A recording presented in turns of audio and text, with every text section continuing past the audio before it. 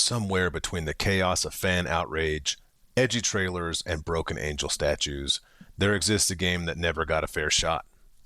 A game that dared to take a beloved franchise, flip it upside down, and say, what if we tried something new?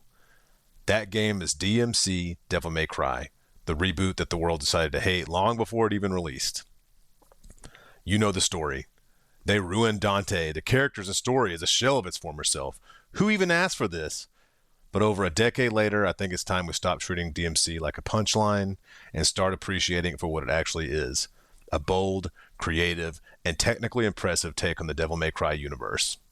So today, we're diving deep into the story behind Ninja Theory's DmC, its misunderstood brilliance, and why I'd rather plunge Yamato into my stomach, teleport to the demon realm, and subsequently hand over Yamato to the first demon I see, than accept that so many people hate this game and actually gave it a real shot. Before we talk about DmC, we have to talk about the people who made it, Ninja Theory. They were founded in Cambridge, UK, and they've always been the studio that blends style and substance. They make games that they make you feel something, right? And they have a visual flair and design that's unlike any other company of the time.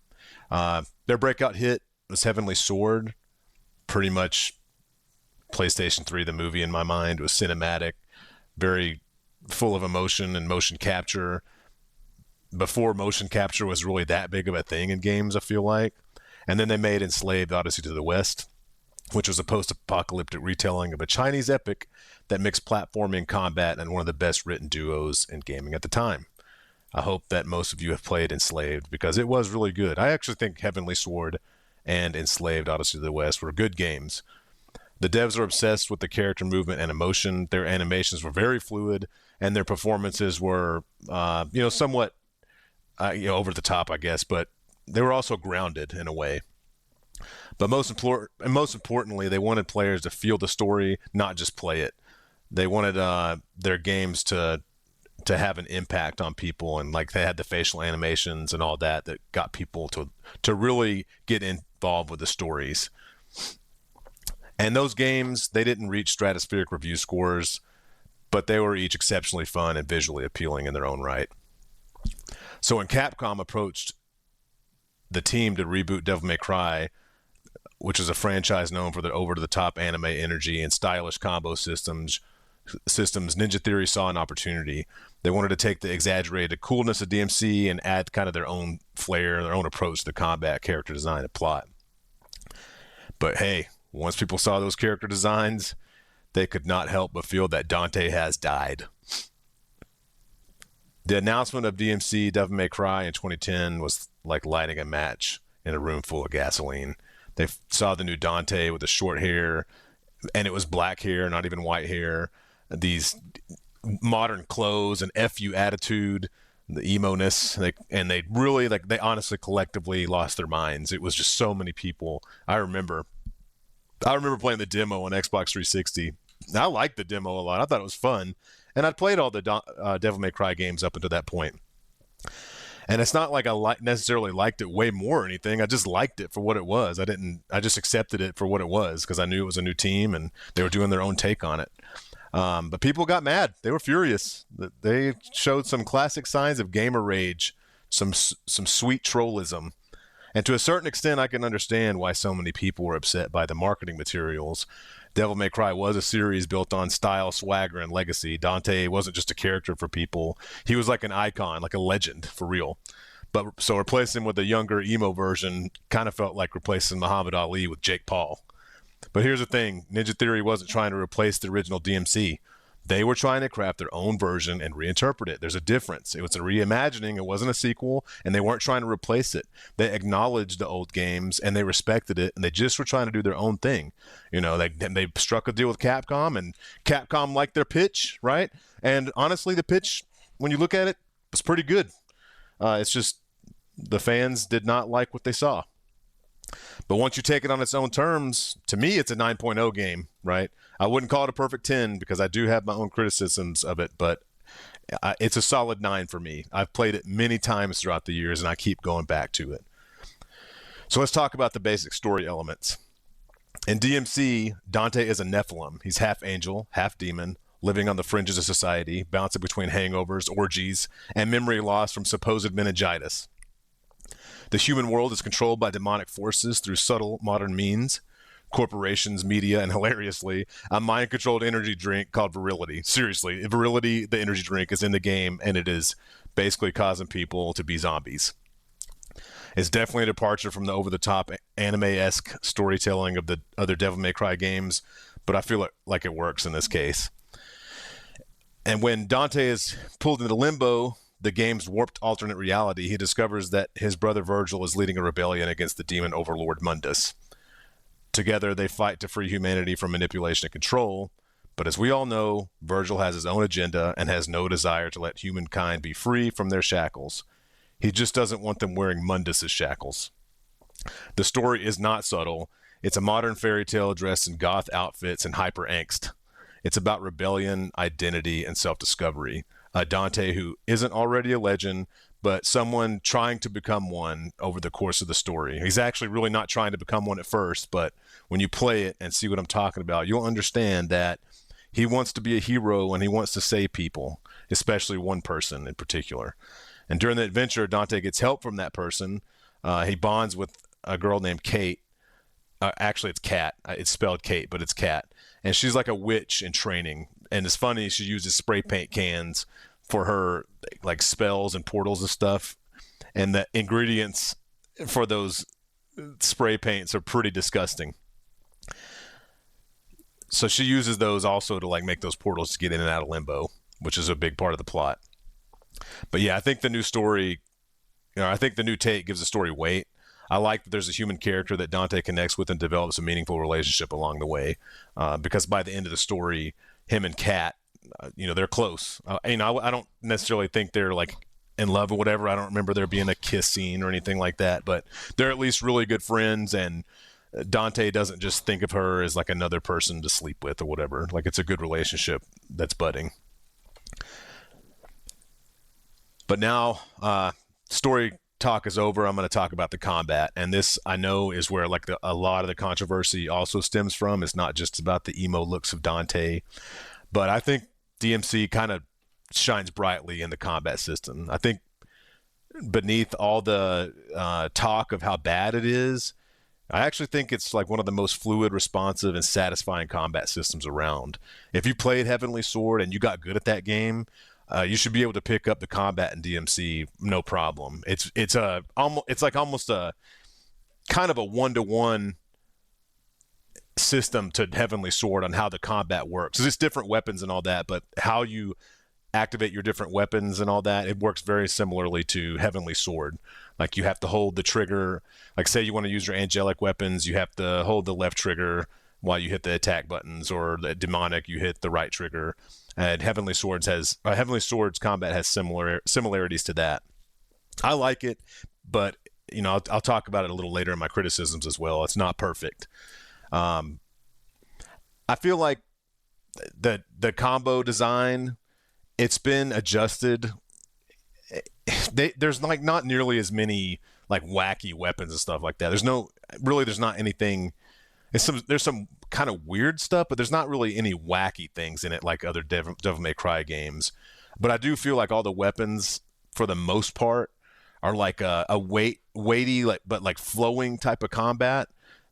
Angel weapons are the more flowing ones. They slice and dice, and the demonic ones are like heavy hitting. You got like the fiery Hulk hands and the big fiery axe. And those demon weapons are truly heavy and brutal. And the angel weapons are like graceful. For me, my personal tendencies, I don't like the angel weapons as much as the demon weapons. I do think that's not a criticism. I just think it's a personal preference. I really like the demonic ones because they just hit so hard. Whereas like the angelic ones, if you get used to those, you can really up those combo counters and make, you can make those triple S rankings a little bit more easier to obtain. But yeah, you can launch enemies, pull them back, juggle them in the air, slam them down, teleport across the arena. Like, you could do all kinds of stuff. You've got a couple of different hooks, one that brings enemies to you and one that brings you to them. And when you start combining all those things, you become like almost like how Doom Eternal once you get into that flow state at Doom Eternal, how you just start almost autonomously hitting those buttons to do all the different things in Doom Eternal and do the dance with the enemies. DMC kind of becomes that way as well once you get really used to the combat system. It is, it's, I would say, like, it is more accessible for newcomers than the old games, but it's also a deep enough system that you can find a lot of different combos and ways to get that style ranking up. It's not just about the racking up the triple S ranks. It's about kind of expressing yourself through the combat, like I was alluding to with how I prefer the demonic weapons over the angelic ones. I'll use them all, but I definitely lean more towards the demonic, and that's kind of like an expression really of myself. Every encounter, it feels like, even if it's a one-on-one, like it feels like your chance to perform.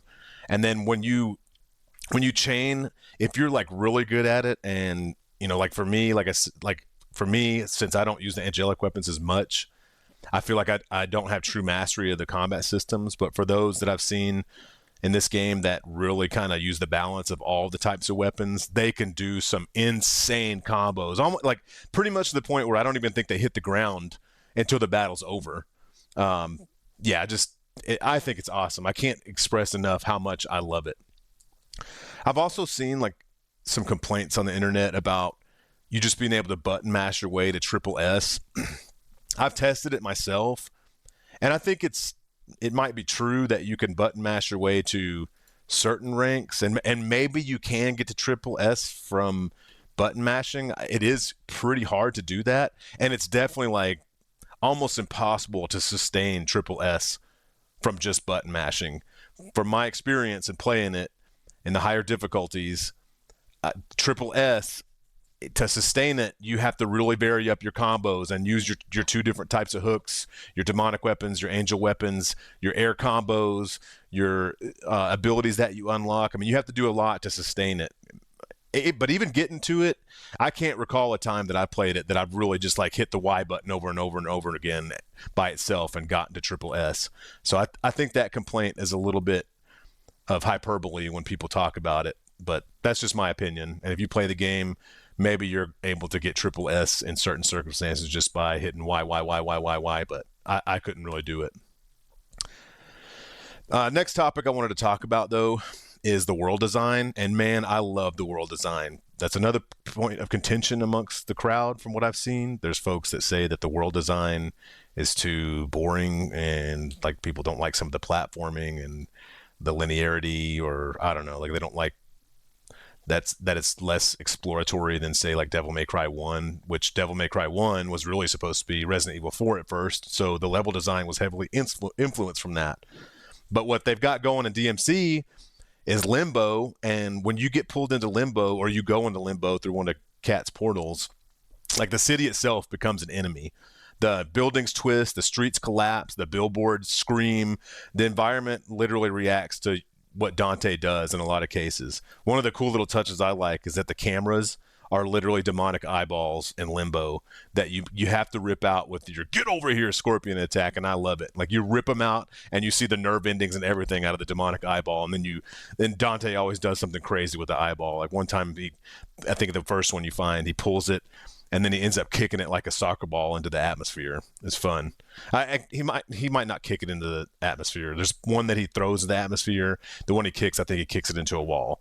But yeah, I love it. I know I keep saying that, but it's fun. And it's an action platformer that looks like a talented art director kind of took some psychedelic substances, and because of that when you're in Limbo, like non-Limbo, it looks like regular world design. It's cool looking or whatever, but it's nothing crazy looking. When you're in Limbo, it literally looks like you are on psychedelic substances. Like I feel like that art director, I should have looked him up and got his name, but he is, or she did a really fantastic job of bringing Limbo to life. It's just dripping with visual creativity. And I'm not an artist, so I anytime I see good and engaging art, I appreciate it that much more because art is such an elusive skill for me to understand. Ninja Theory also used Limbo to like satirize modern society. They talk about corporate, or show and talk about corporate greed and news media propaganda, mass consumption. It's all stylized through that warped and shifting environments.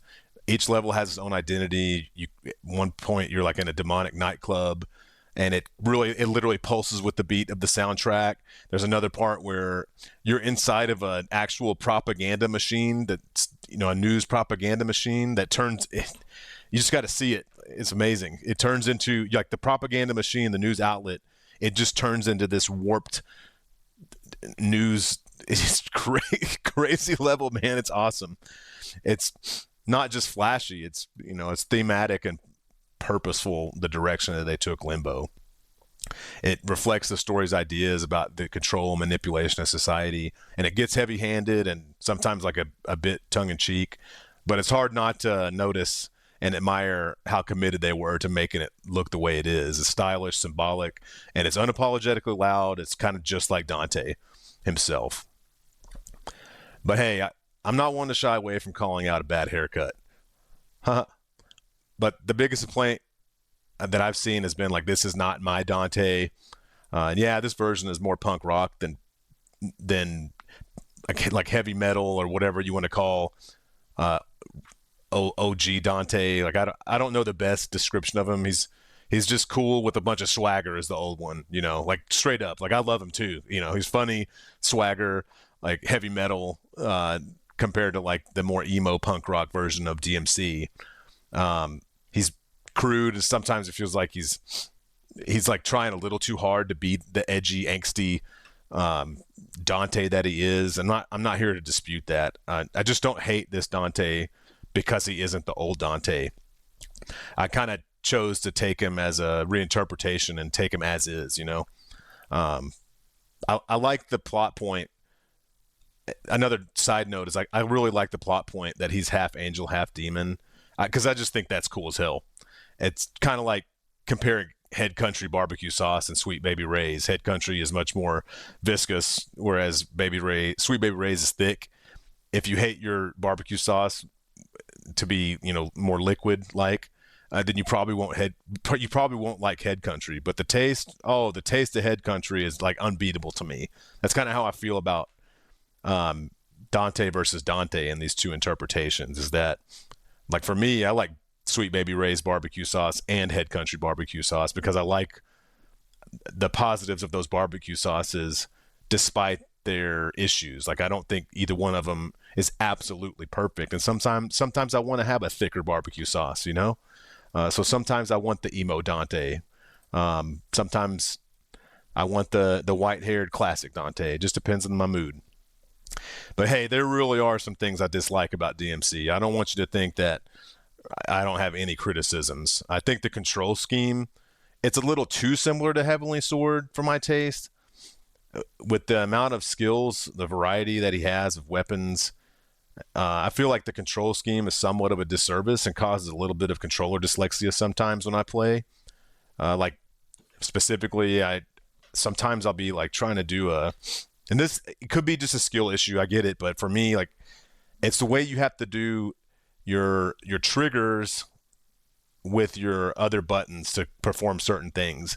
So like, for example, like your left trigger plus A button in the air will do the dash, but left trigger plus the B button when you have the scythe equipped will do the lift attack.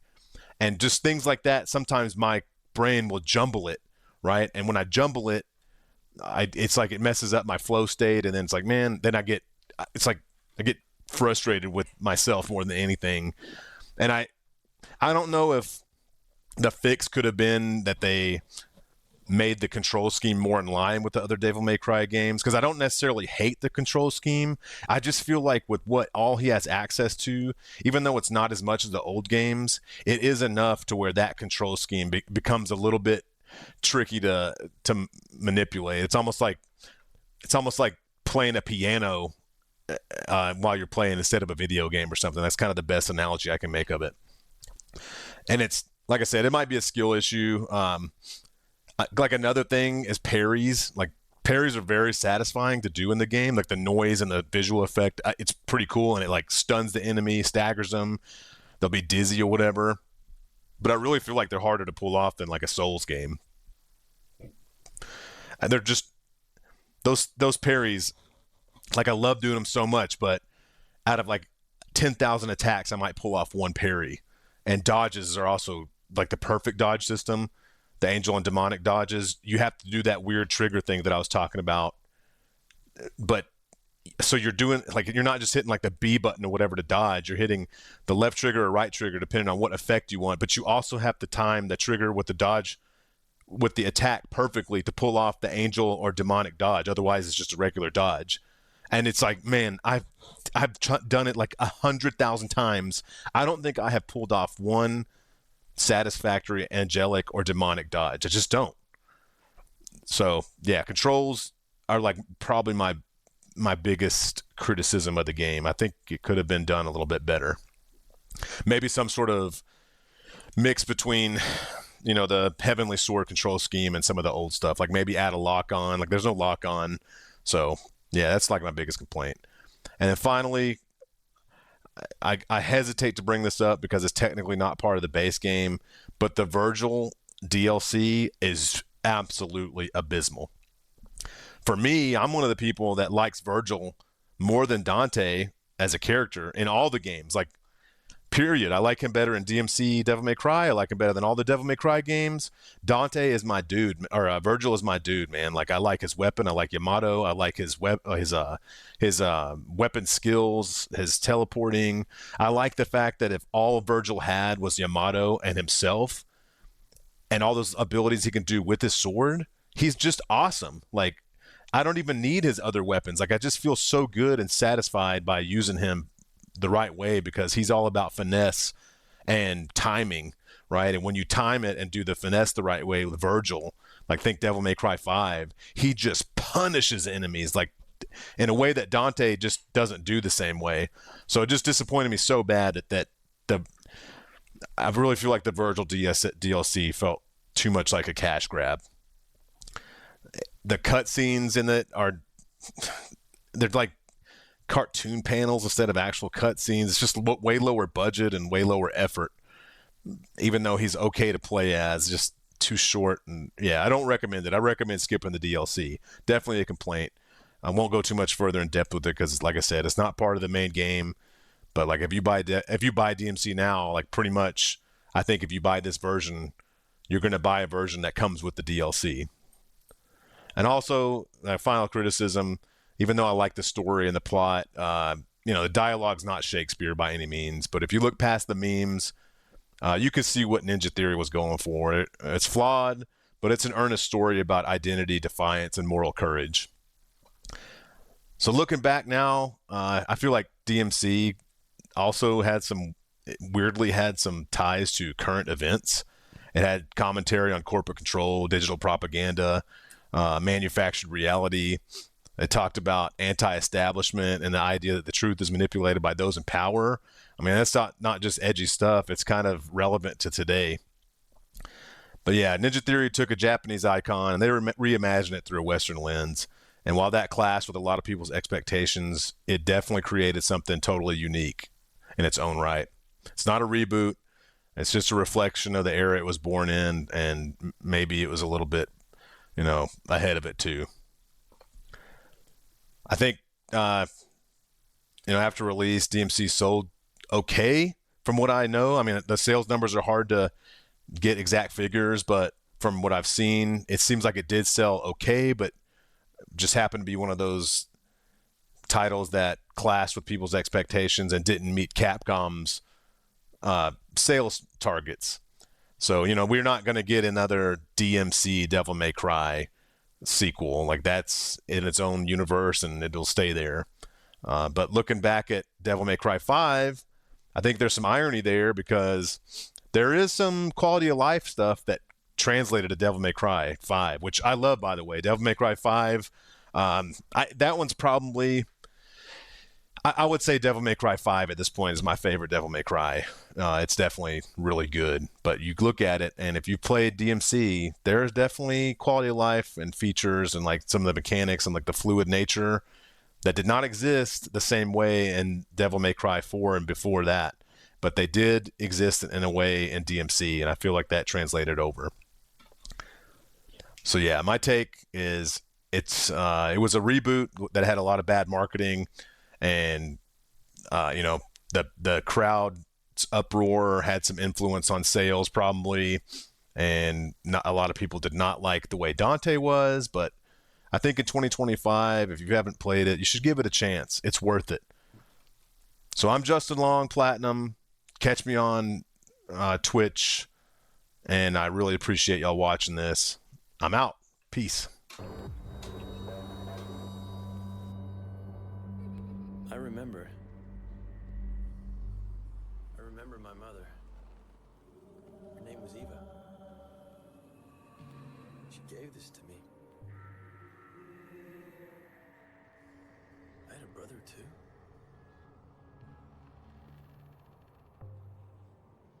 We were a family. I had no idea of the danger we were in.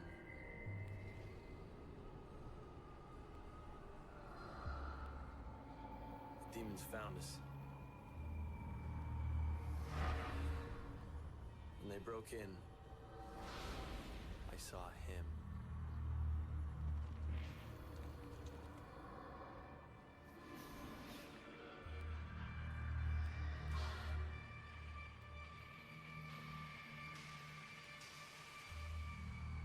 She gave her life so that we could escape.